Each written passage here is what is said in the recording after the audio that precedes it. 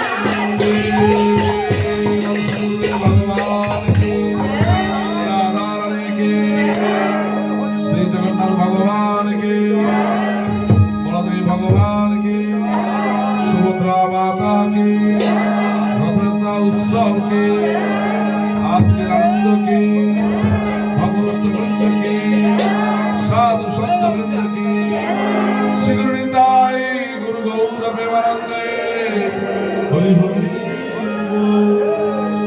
सद्गुरुदेव भगवान सीताफल चैतन्य महाराज की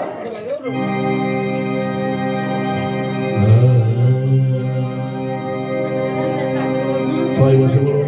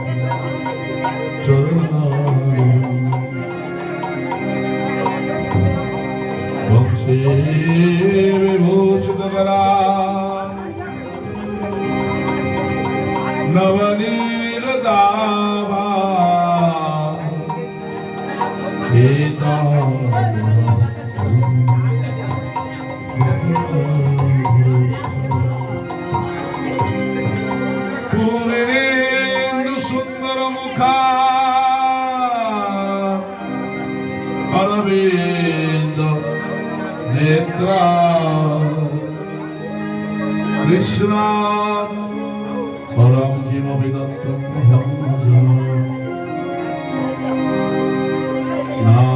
नारायणं नमस्कृत्य नरं चैव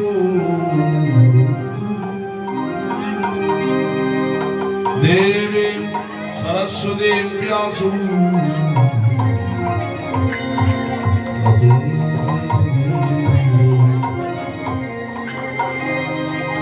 सदा शिवसमारम्भ्यां शङ्कराचार्यमध्यमाम्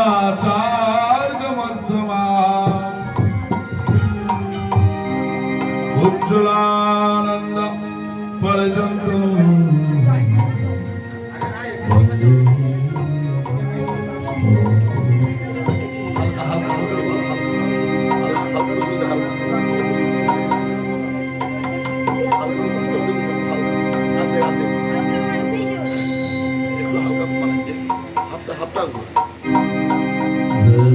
श्री राधा रमण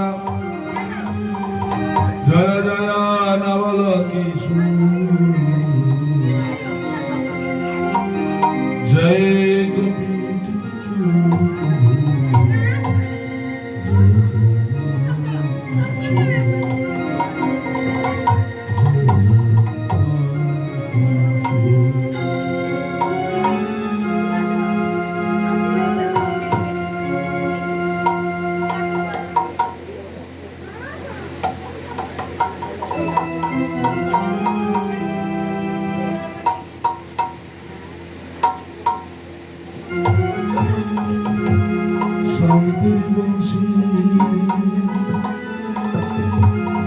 कन्हैया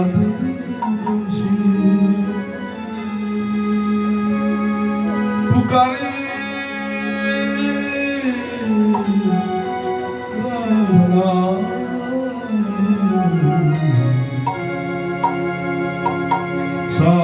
तेरी बंसी कन्हैया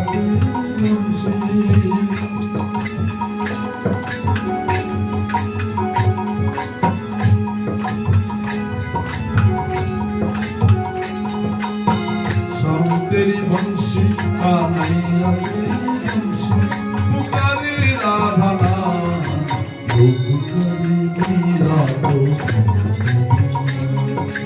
लोग करे मेरा सावरी की बंसी गोपाल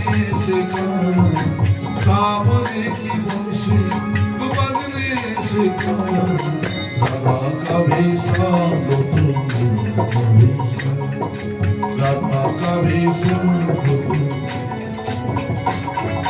রাধা কবি শুনছো তুমি শ্যাম তেরি বংশী কানাইয়া পুকারে রাধা योग करे मीरा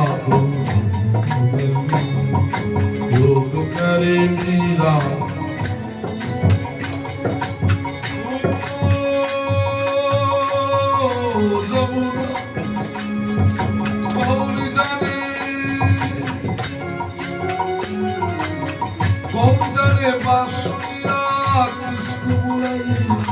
जिसके मन भाई वो उसके गुण गाए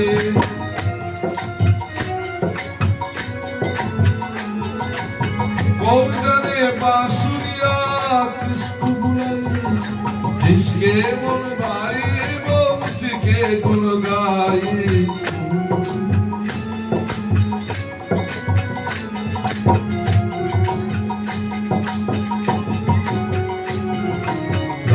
कभी शाम कभी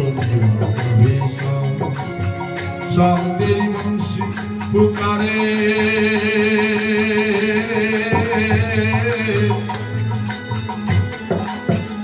राधा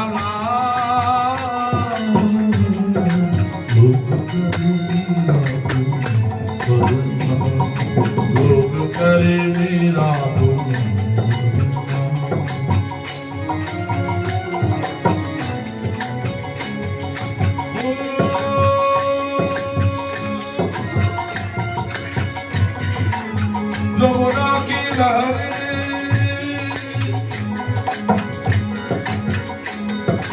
यमुना की लहरें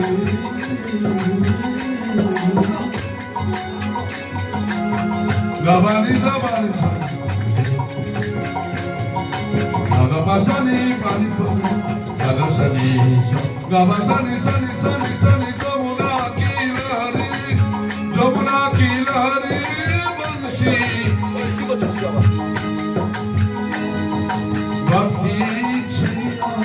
कृष्णा नहीं बोल कृष्णा का नैया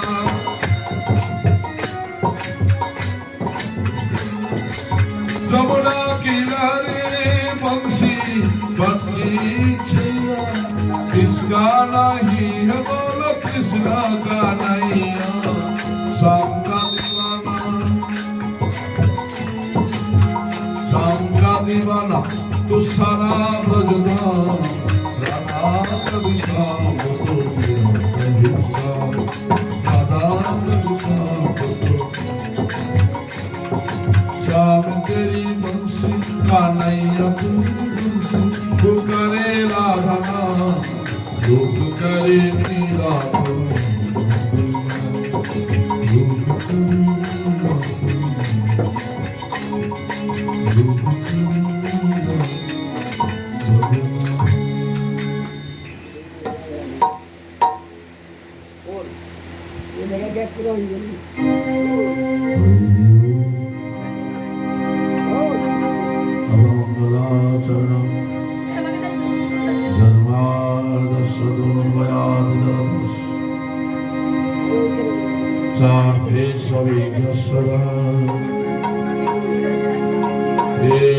ब्रह्मविदाय आदि कवये मयि भक्ति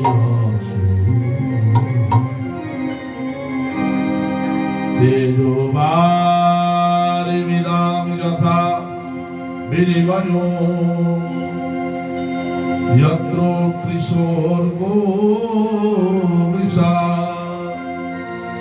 धाम्ना स्वेन सदा निरस्तकुहकं सत्यं परं धीमहि धर्मप्रोत्सित कैतवोऽत्र परमो निर्वत्सराणां सदा वेदं वास्तुमत्र वस्तुषु तापत्रयो শ্রীমদ্ভাগবতে মহামুনি কিংবা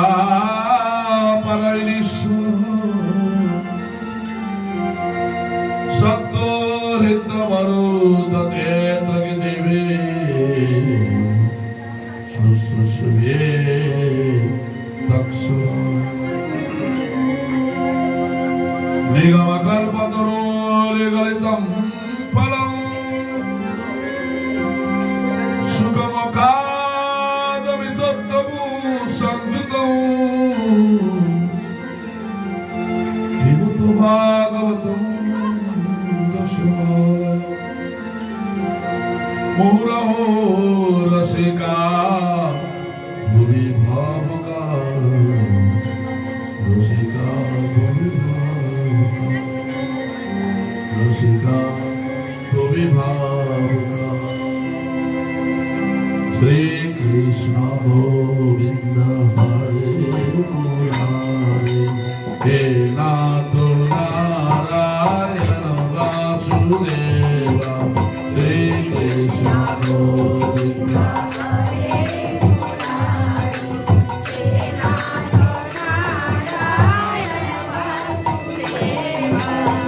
শ্রী কৃষ্ণ গোবিন্দ হরে মুরারে হে নাথ নারায়ণ বাসুদেবা শ্রী কৃষ্ণ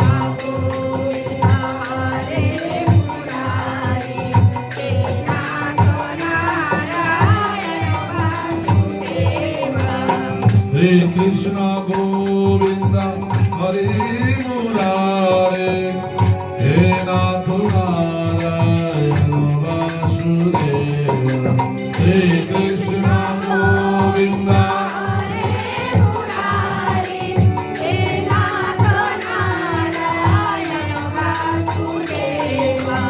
শ্রী কৃষ্ণ গোবিন্দ হরে মুরারে হে নাথ নারায়ণ বাসুদেবা শ্রী কৃষ্ণ গোবিন্দ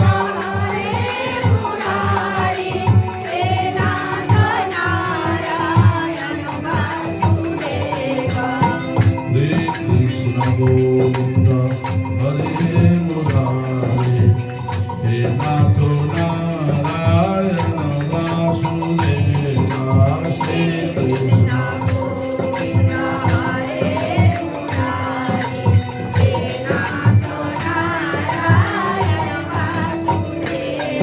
অচ্যুতম কেশবম রাম নারায়ণম কৃষ্ণ দামোদরম বাসুদেবম হরে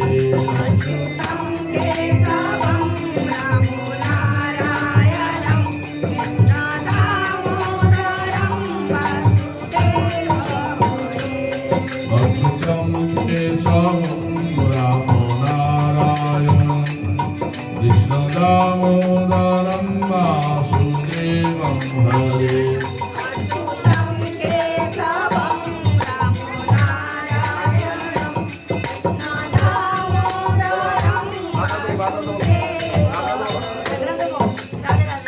ওই তুই কি করবি ওই কোথায় কে ঘুরালো তোর কে হাত দিতে বলে বলতো তোর কে হাত দিতে বলে সেটা একদম নাই একদম ওটা ওদেরকে শ্রী মুরারে হে নাথ নারায়ণ বাসুদেবা শ্রী কৃষ্ণ গোবিন্দ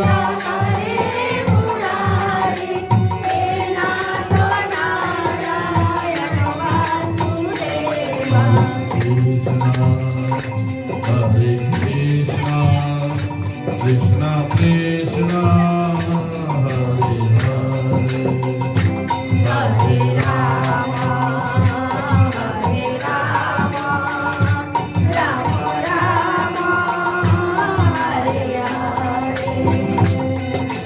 কৃষ্ণ হরে কৃষ্ণ কৃষ্ণ কৃষ্ণ হরে হরে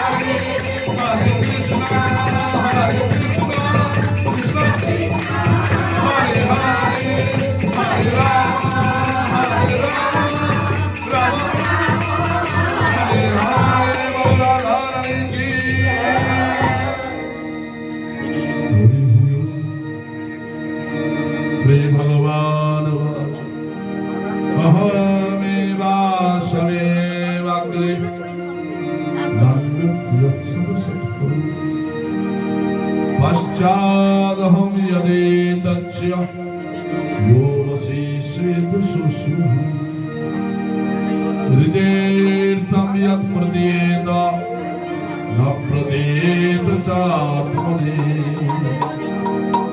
तद्विद्वान् मनोमायां यथा भासो यथा यदा भूतानि भूतेषु च वचेष्वनु प्रविष्टानि तथा तेषु न तेषु एतावदेव जिज्ञास्यं तत्त्वजिज्ञासुनात्मनः अन्वयाव्यतिरेकाभ्यां यत्सात् सर्वत्र सर्वदा यत्सात् सर्वत्र सर्वदा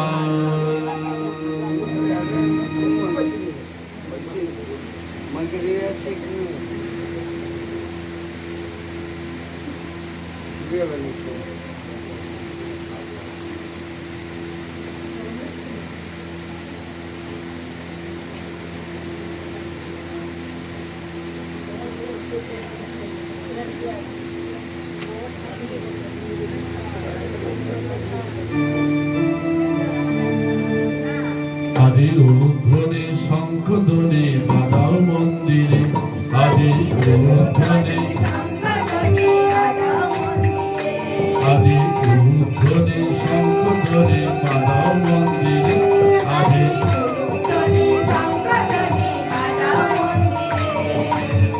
জগন্নাথের রথের মেলা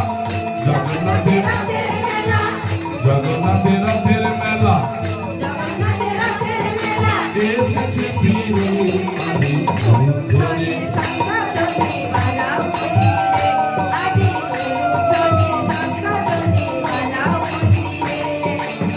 মাসির বাড়ি যাবি আদি তিন ভাই বলি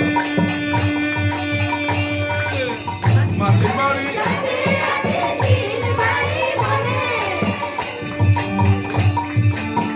মাসির বাড়ি যাবি আদি তিন ভাই বলি মাসির বাড়ি জগন্নাথ বলরাম সুভদ্রার মিলে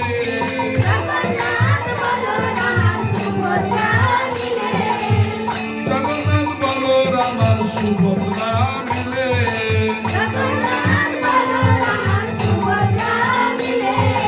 অন্ন মিঠাই পায়েস পিঠা ছাপ্পান্ন ভোগে আদি উদ্ধনে আদি উদ্ধনে জগন্নাথের রথের মেলা এসেছে ফিরে আদি উদ্ধনে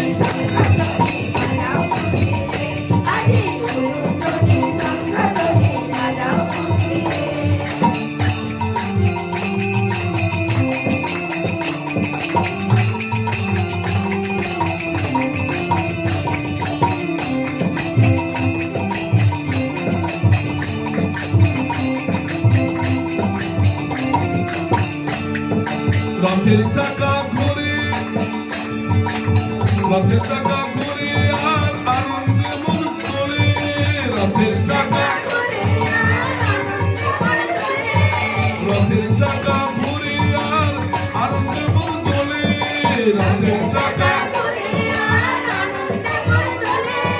জগন্নাথের কৃপায় হৃদয় ভরে ওঠে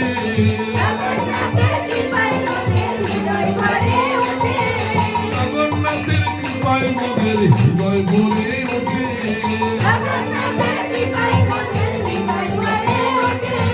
ভক্তির বাঁধনে বেঁধে ভক্তির বাঁধনে বেঁধে বসি তুমি আগে উদ্ধনে জগন্নাথের রথের মেলা জগন্নাথের এসেছে ফিরে আদি উদ্ধনে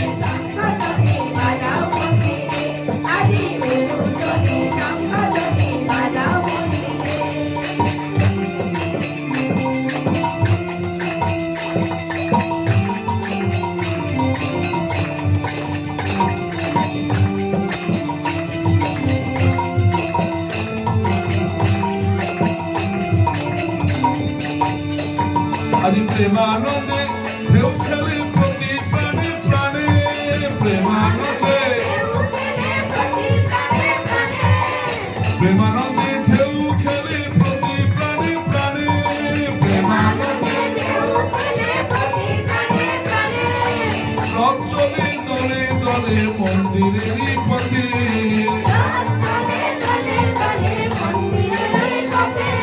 রথ চলে দলে দলে মন্দিরের পথে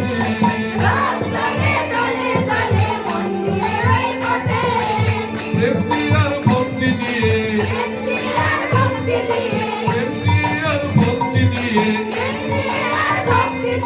সাজাই দেব তারে আজি ধরে মালা মন্দিরে আজি ধরে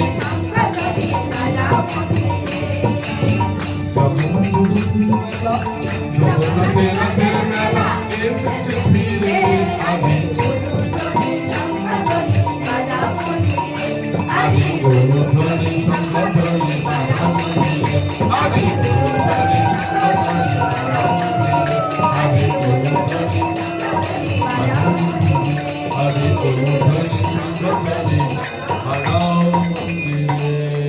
বলো জগন্নাথ ভগবান কি বলদেব ভগবান কি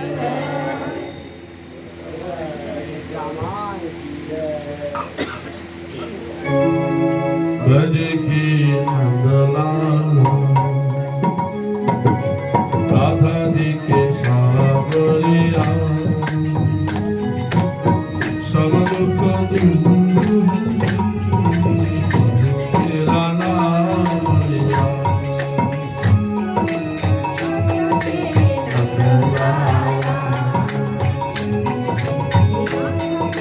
सावरिया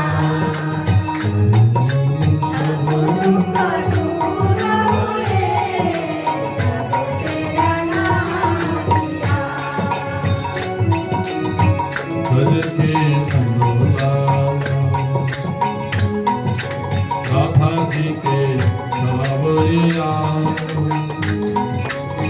सब दुख गाना लिया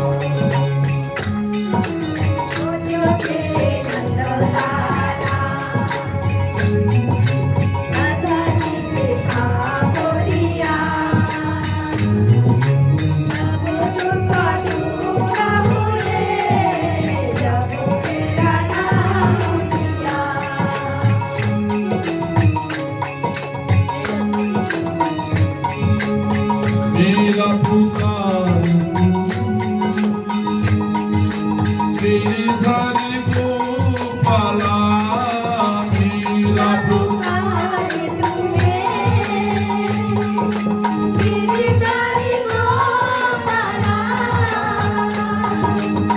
बन गया अमृत किसी का भरा प्याला बन गया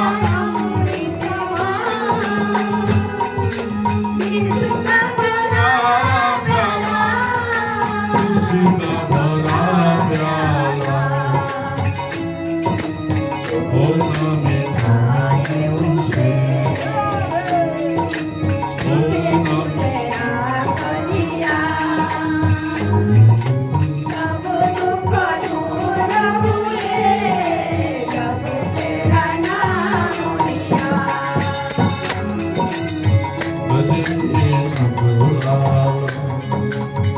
राधा जी के सावरिया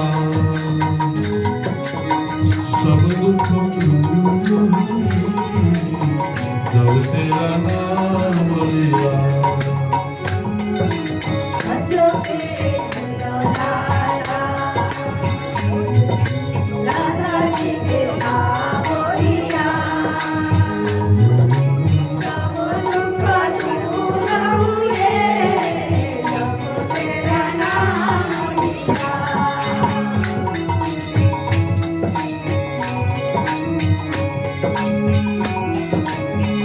जब तेरे गोकुल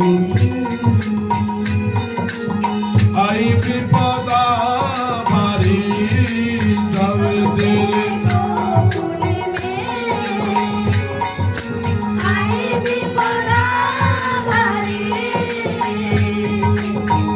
एक सारे सारी विपदा तारी एक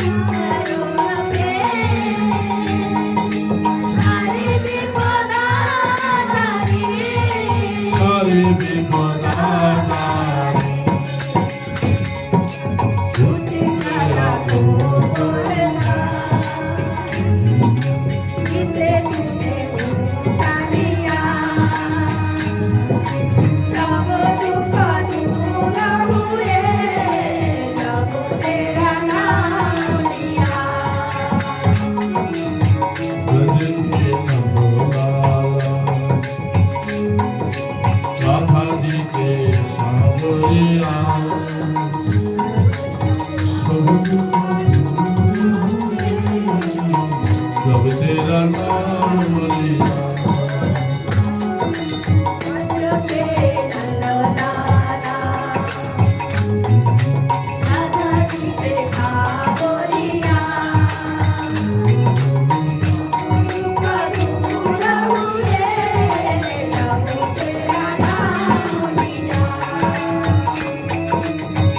नैनो विश्राम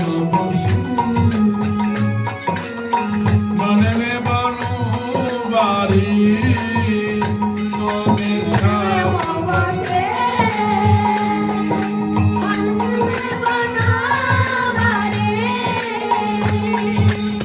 खुद बिसराए मोरिन की धुन प्यारी शुद्ध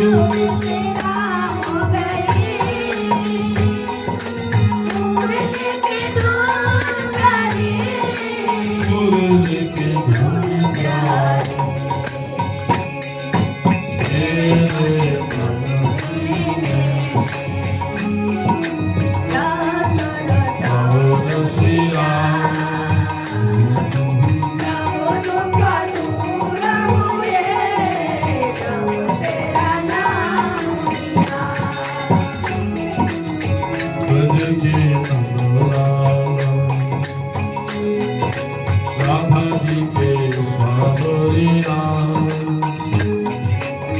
सब दुख दूर जब तेरा नाम लिया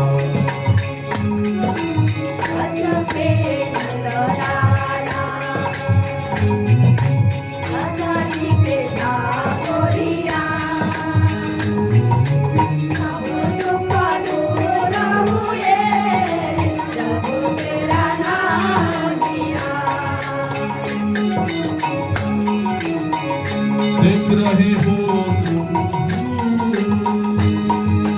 मेरे दुखड़े सारे देख रहे हो मेरे दुखड़े सारे कब दर्शन दूं मेरी आंखों के तारे कब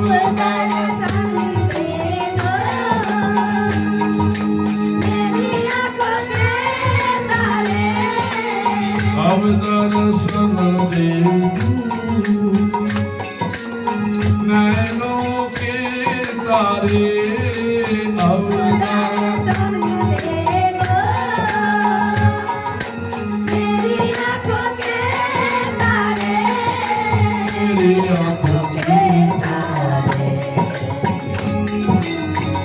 आँख पे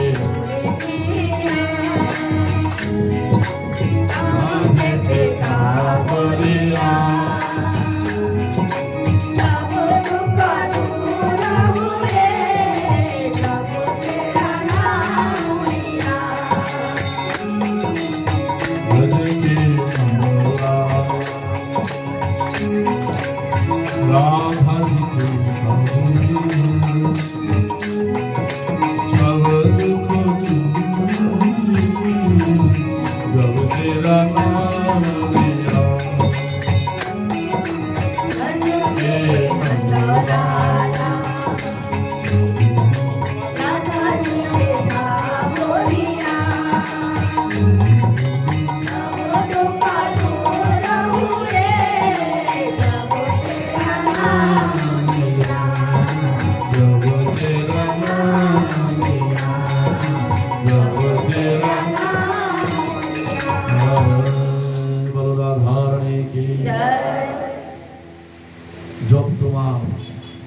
যখন তোমার নাম নেই তখন সমস্ত দুঃখ দূর হয়ে যায়।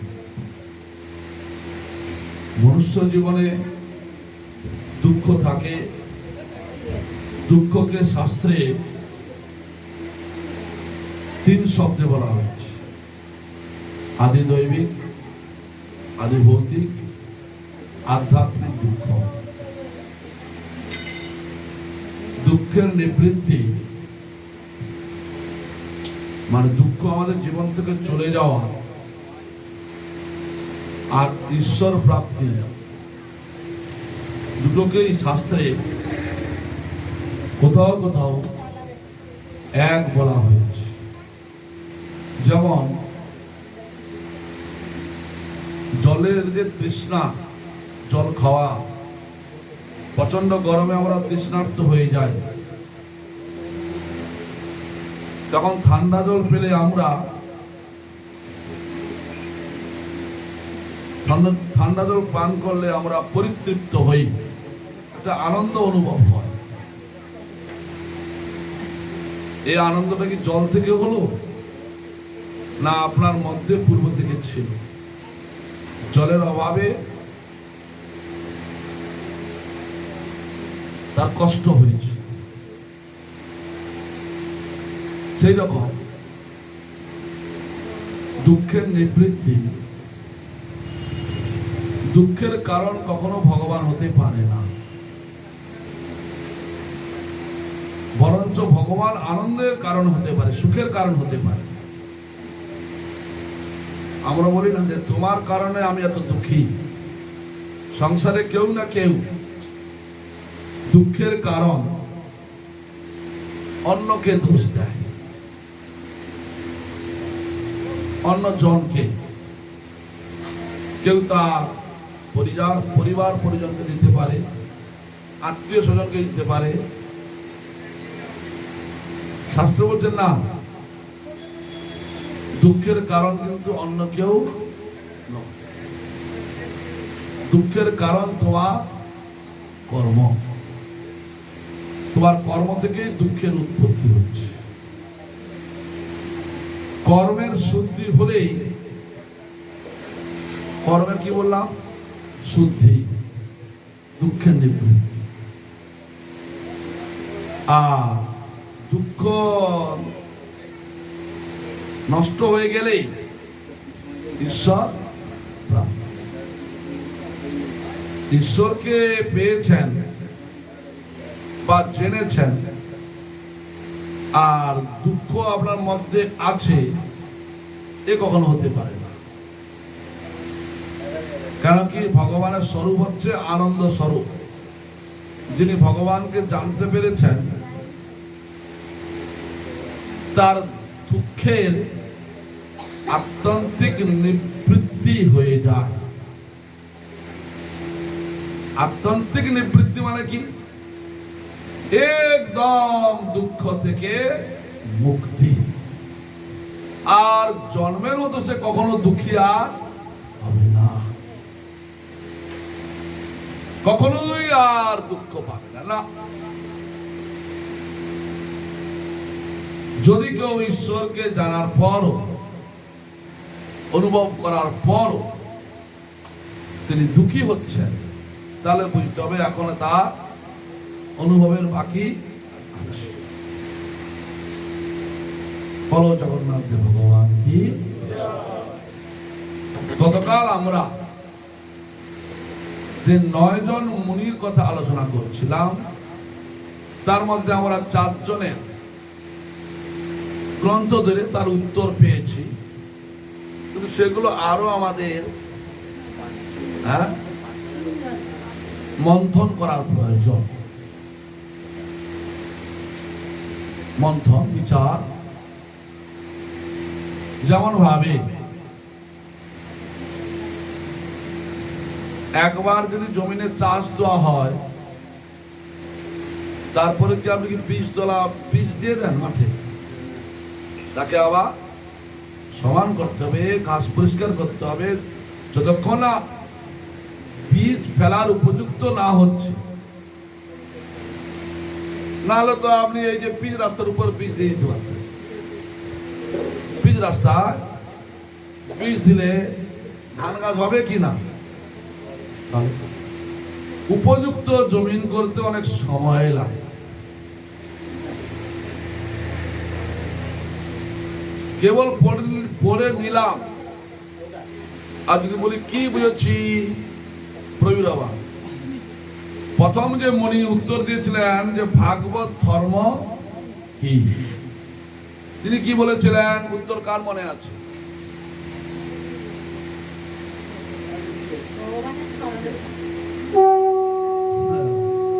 ভগবানের শরণে থাকা।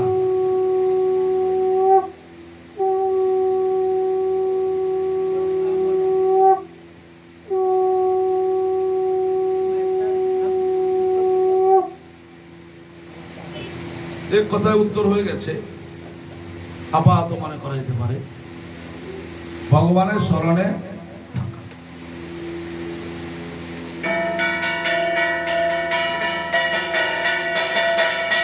এই সংসারে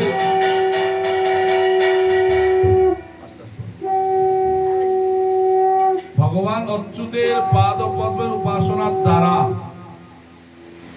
অকুতভয় সম্পূর্ণ নির্ভীক হয়ে যাওয়া, সম্পূর্ণ নির্ভীক এমন এক অবলম্বন তিনি করে নিয়েছেন, তার অন্য কোনো আর অবলম্বন করার প্রয়োজন নেই। তাকে বলে ভাগবত ধর্ম। এখানে দুটো শব্দ আছে, ভাগবত আর ধর্ম। ভাগবত ধর্ম শব্দের অর্থ কি? একটু ধর্ম শব্দের অর্থ কি? ধর্ম শব্দের অর্থ হচ্ছে ধরা, ধারণ করা। কি ধারণ করবেন? পোশাক ধারণ করবেন, তিলক শোভা ধারণ করবেন, মালা জোলা ধারণ করবেন, ভগবানের নাম ধারণ করবেন, ভগবানের রূপ ধারণ করবেন। ভগবান রূপের নামের মধ্যে পার্থক্য কি? ধরুন জগন্নাথ ভগবান, জগন্নাথ স্বামী নয়ন পথগামী ভবতুমে, ওইও এক ভগবানের মন্ত্র। প্রত্যেক বস্তু আছে মানে তার নাম আছে।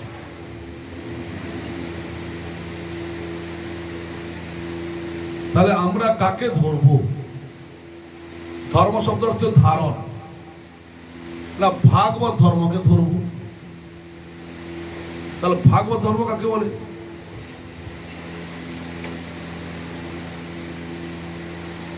ভাগবত ধর্ম হচ্ছে, এক কথায় উত্তর দেই, পরমাত্মা অর্থাৎ জগন্নাথ ভগবান। তাকে ধরবেন কি করে? নামের দ্বারা ধরা যায় কাউকে? হ্যাঁ, লাইনে থাকা।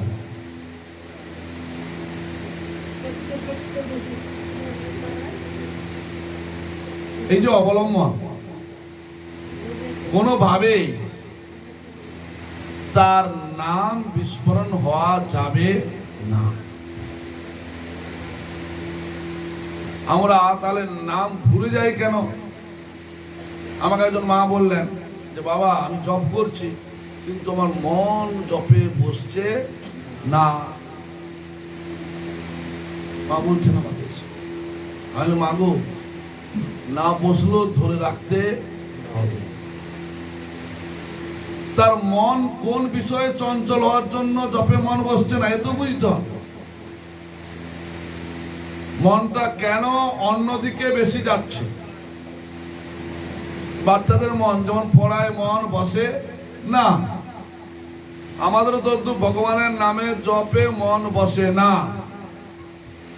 সেদিকে বলছি অবলম্বন করব ভগবানকে, কিন্তু ভগবানের চিন্তায় আমাদের মন লাগছে না। তার অবলম্বনটা হবে কি করে? তাহলে আমি কাকে অবলম্বন, কাকে ধরে আছি?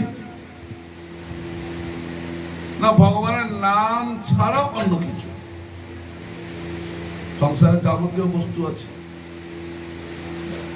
ঘর বাড়ি জমি জায়গা সন্তান সন্ততি, আর সবার চিন্তা করতে পারছি সহজে, কিন্তু ভগবানের নাম চিন্তা করলে মাথা টিপটিপ করে।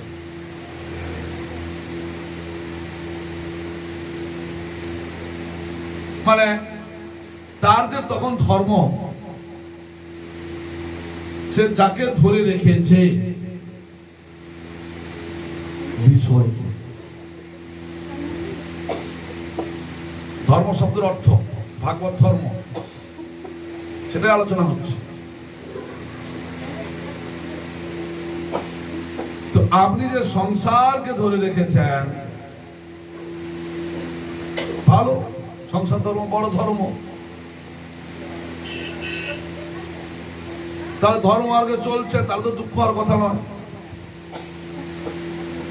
বলা হচ্ছে যে দুঃখের নিবৃত্তি হয়ে যাবে, দুঃখ আর থাকবে না। তাপত্রয় বিনাশায়। ঠাকুর মশাই বুঝতে পারছেন? রঞ্জিত বুঝতে পারছো না?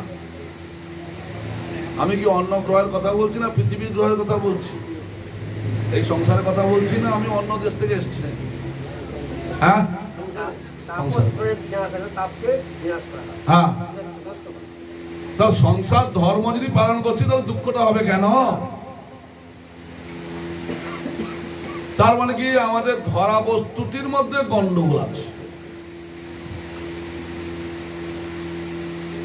আমরা যেগুলোকে ধরে রেখেছি, যেমন অন্ধের লাঠি, লাঠির অবলম্বনে সে চলে, লাঠিকে ধরে রাখাই তার ধর্ম অবলম্বন। আমরা সংসারী জীব, আমাদের ধর্ম বিষয় আশয় চিন্তা করা, এ ধর্ম ধরা। স্ত্রী পুত্র পরিবার এদেরকে ধরা।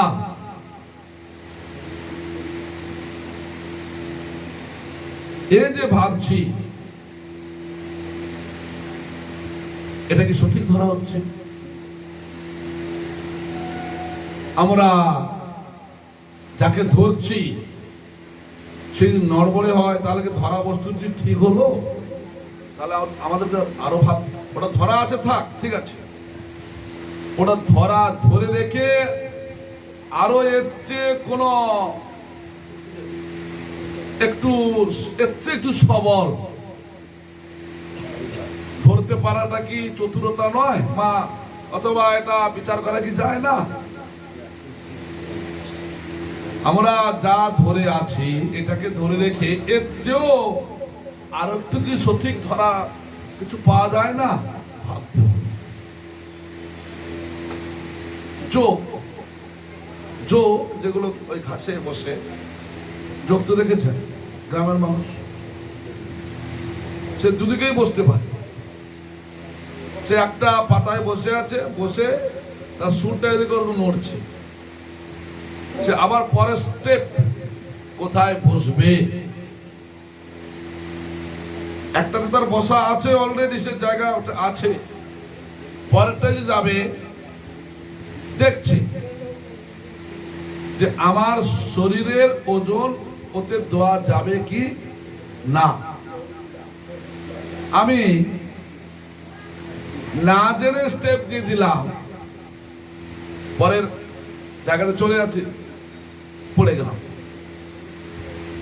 পড়তেই পারি, তার চেয়ে আমি বসেছিলাম, ভালো ছিলাম। যোগ যেমন পরবর্তী স্থানে যাওয়ার জন্য অনেক পরীক্ষা নিরীক্ষা করে নড় করে তারপর সে তার স্পর্শ জ্ঞানের দ্বারা, যোগের চোখ নেই, স্পর্শ জ্ঞান, স্পর্শ ইন্দ্রিয়, সে বুঝে নেয় না আমাকে ওই দিকে যেতে হবে। আবার পূর্বের জায়গাটাকে সে কি করে দেয়? ছেড়ে দেয়। সংসার তদ্রূপ সেভাবে থাকতে হবে। সংসারে আছি, কিন্তু সংসার তো আমার সঙ্গে যাচ্ছে না। সংসারে থাকতে হলে আমাকে খেতে হবে, বাঁচতে হবে, সে ঠিক আছে। বাঁচার উদ্দেশ্য সংসারকে একদম পরম নিশ্চয় করে নেওয়াটা ঠিক নয়। শাস্ত্র বলছে যেহেতু পরম গতি করে নেওয়া ঠিক নয়, যেহেতু সংসার থেকে আমাদের তো যেতেই হবে। শুধু তাই নয়, সংসারের মধ্যে অনেক পরিবর্তন লক্ষ্য করা যায়। যাদেরকে আপন ভাবছি তারা কিন্তু আপন কখনোই নয়। যতক্ষণ আপনি তাকে দেখবেন ততক্ষণ আপন, যতক্ষণ চাওয়া পাওয়া দিতে পারবেন না ততক্ষণ সে কি হয়ে যায় এ তো জানেন। তাহলে আপনাকে এমন ভাবে চলতে হবে যে আপনার অবলম্বনের বস্তুটি যেন খুব কি হয়, শক্ত সবল হয়।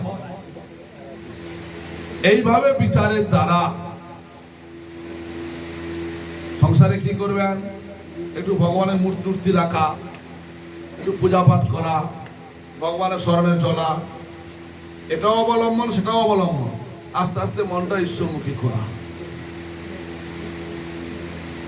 করতে করতে কি হবে, একটু একটু করে সংসার থেকে মনটা একটু উঠবে। এই করতে করতে তখন আধ্যাত্মিক বিচার আমাদের মধ্যে শুরু হবে। ভাগবত ধর্ম, আত্মতত্ত্ব, অর্থাৎ এ শরীরও আমার নয়, স্ত্রী পুত্র পরিবার সে তো ছাড়োই, শরীরটাও আমার নয়, মনটাও আমার নয়। শেষে আমার বলে কি জানবো? কালকে উত্তর আমরা, কালকে আরেকজন মুনির কথা শুনছিলাম, প্রশ্ন যে মায়ার স্বরূপ কি। দেখুন এই যে প্রশ্নগুলো আমাদের কল্যাণকারী প্রশ্ন। এটা ভাগবত ধর্ম কি, এবার মায়ার স্বরূপ কি, সেও পরেরটা আমি বলবো। মায়া কাকে বলা হয়? ভাগবত ধর্মটা থেকে মায়াটাকে বিচার করলে তবে ভাগবত ধর্মটা আরো ভালোভাবে বুঝতে পারবে। মায়ার স্বরূপ কি, এই প্রশ্ন আমরা কালকে পেয়েছি।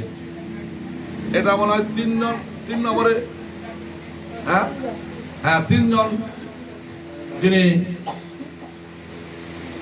তিন নম্বর যে মুনি তিনি বলছিলেন,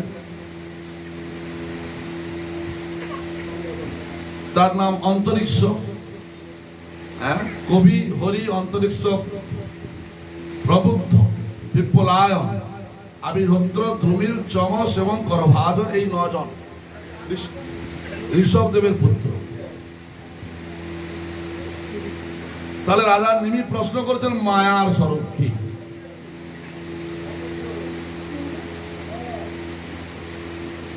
এই যে আমি আর আমার ভাবনা চলছে সংসার। প্রথম আমি কর্তা, আমরা যাদেরকে আমার বলছি সবই মায়া। আমিকে ছেড়ে আমার বলে যাকে যা বলছি, আমার ঘর, আমার বাড়ি, আমার জমিন জায়গা, আমার শরীর, আমার মন, সবই এগুলো মায়া। এ বুঝতে হবে মায়া শব্দের অর্থ কি। আমার যাদেরকে বলছি অর্থাৎ কর্মকে বলা হয় মায়া। কর্তাকে যদি কি বা কোথায় ব্যাকরণে যদি প্রশ্ন করা হয়, কর্ম পাওয়া যায়। কি বা কাকে, কে, তুমি কোথায় যাচ্ছ, না স্কুল, তাহলে স্কুল কর্ম হয়ে যাবে।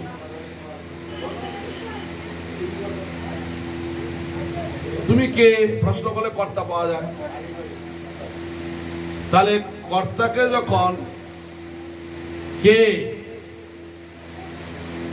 কোথায় এরকম জিজ্ঞাসা করা হয়, তখন কর্ম পাওয়া যায়। কর্মটাকেই বলি আমার, বুঝা গেল? কর্মকে, কর্তার কর্ম। তাহলে আমার যাদেরকে বলছি সবই কিন্তু মায়া, সেগুলো কিন্তু আপনার স্বরূপ নয়। আপনার স্বরূপ কি? জীবের স্বরূপ কি? আমি। আচ্ছা, আমির মধ্যে মায়া আছে কিনা? বলে হ্যাঁ, আমির মধ্যে মায়া আছে। আমির মধ্যে মায়ার কি আছে না, মায়ার কারণ আছে, অজ্ঞান আছে। অজ্ঞান না নষ্ট হলে কখনো মোহ নষ্ট হয় না। এই অজ্ঞান কোথায় আছে? কর্মের মধ্যে আছে না কর্তার মধ্যে আছে? কর্তার মধ্যে আছে, এটা বুঝতে হবে। আলোচনা কঠিন হয়ে যাচ্ছে।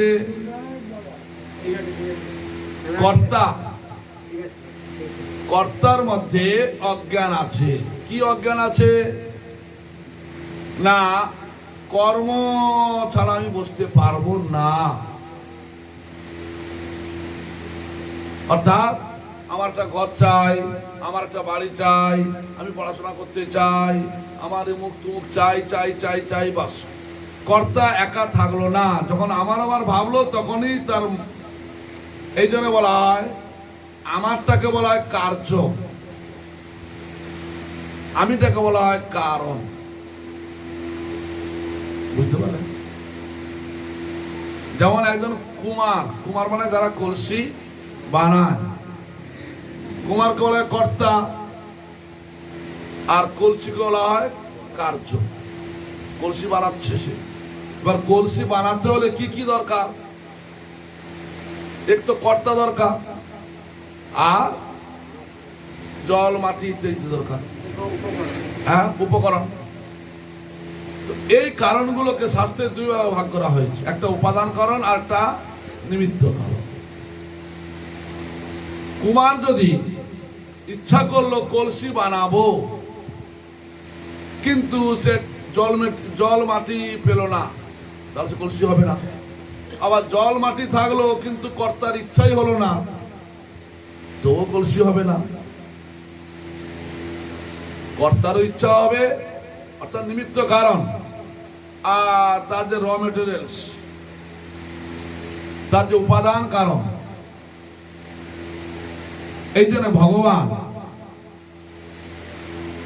এখানে ভগবান নিজেই কিন্তু নিমিত্ত কারণ উপাদান কারণ, জগৎ সৃষ্টি করার জন্য নিজেই আকাশ বাতাস জল বায়ু পঞ্চভূত হয়েছেন, আবার নিজেই সংকল্প করছেন আমি অনেক হব, অনেক কর্তা হব।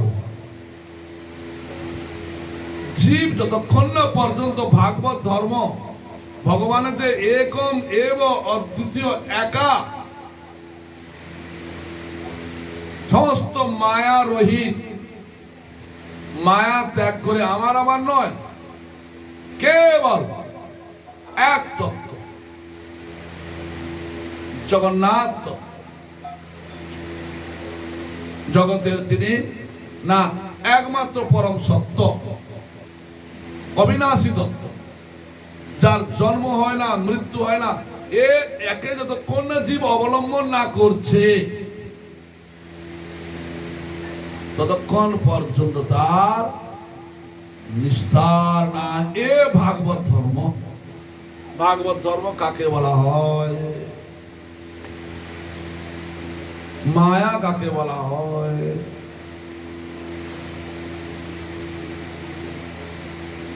এইভাবে আমরা না শ্রবণ করলে, দেখুন ভাগবত কেবল গল্প শ্রবণ করলাম, গল্পগুলো মাথায় রাখলাম, আর কোন সাধন ভোজনের কিছুই পেলাম না, বা কিছু ভাবনায় নতুন নতুন ভাবনা তৈরি হলো না, কোনো কিছু না তো এগোনো হলো না পিছনে হলো, যেখানকার গাড়ি সেখানেই গাড়ি থাকলো, তাহলে কি প্রাপ্তি হচ্ছে আমাদের? সাধন ভজনের রাস্তা আমাদেরকে ভাবতে হবে, বিচার করতে হবে। তখনই বলছে, যখনই আপনি ভাগবত ধর্মকে এইভাবে সমস্ত সঙ্গ রহিত এক ভাগবত তত্ত্বকে জীবনে যখন নিশ্চয় করবেন, তার লক্ষণ কি? এই জন্য দ্বিতীয় প্রশ্ন যেটা, ভক্তের লক্ষণ কি? সমাধিস্থ ব্যক্তির লক্ষণ কি? এই গীতাতে আছে, চিতপত্রস্য কা ভাষা সমাধিস্থস্য কেশব চিতধি কিম প্রবাসেত। তারা কিভাবে বিচরণ করেন?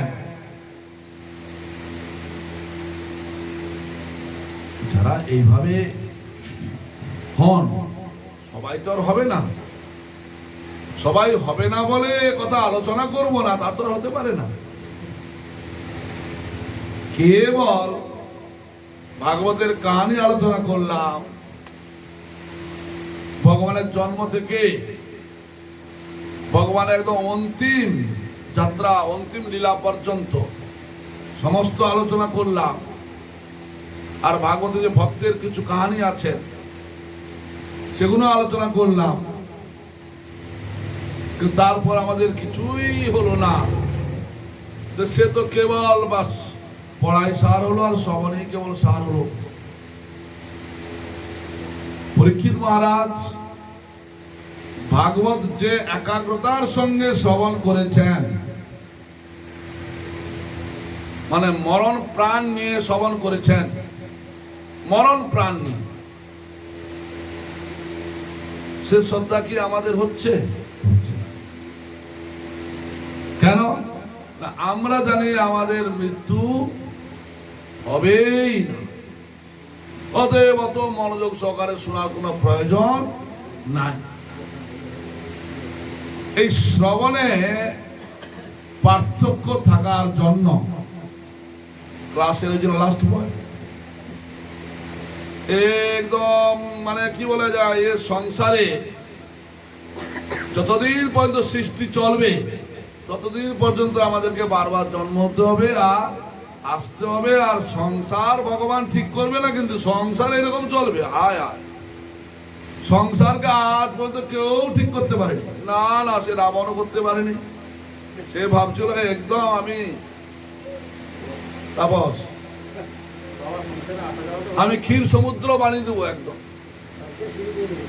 হ্যাঁ, কারুর রোগ হবে না এমন ক্ষীর সমুদ্র, যে ক্ষীর খেলে যে কোলেস্ট্রল বেড়ে যাবে তাও না, সে ক্ষীর এমন ক্ষীর বানাবো।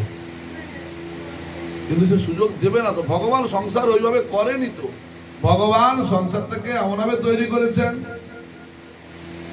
সৃষ্টি স্থিতি এবং